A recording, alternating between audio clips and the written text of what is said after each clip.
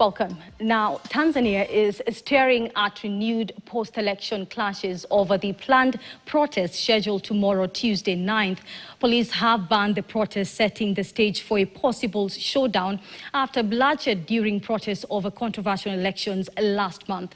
And as Jeff Kirui reports, civil rights groups in Kenya are set to stage a peaceful march to the Tanzania embassy to issue their demands, including calls for President Samia Suluhu to resign over continued widespread human rights violations.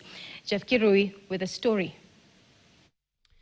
Tanzania post-election crisis is feared to escalate on Tuesday as concerns emerge over possible confrontation between police and protesters.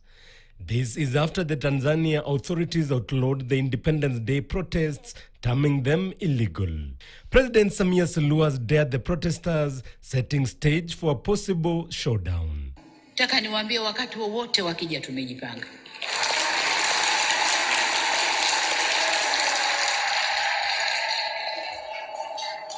Wakati wowote wakija tumejipanga.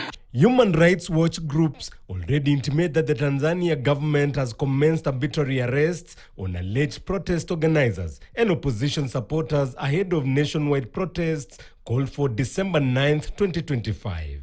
Uganda united shall never be defeated. Tanzania united shall never be defeated. In Kenya, civil rights groups under the banner Pan-African Solidarity have reiterated their commitment to stand in solidarity with Tanzanians. Behind the facade of a poorly run election, Suluhu's regime has overthrown the constitution, weaponized state institutions to crush democratic demand and engineered family rule.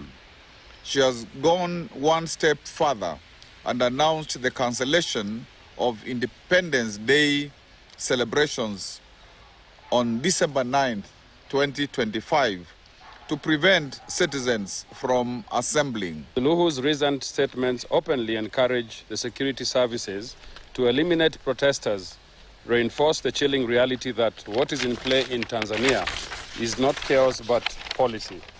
In Mombasa, Vocal Africa has cautioned the Tanzanian authorities against the continued violation of human rights, castigating the move by Samia's administration to ban Tuesday's planned protests.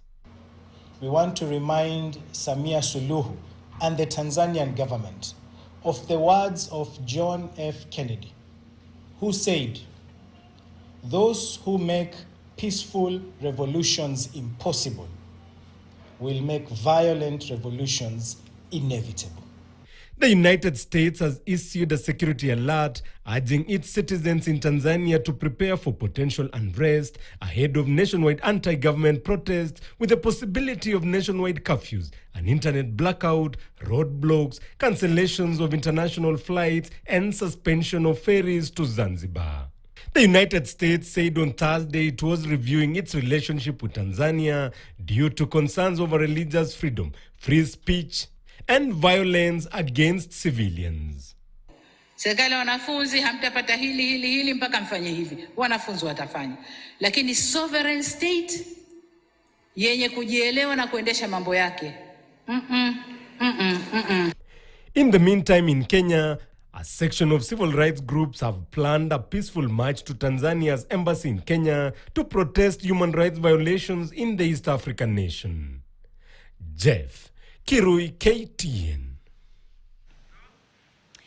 And one of the survivors of Tanzania's post-election violence who fled to Kenya for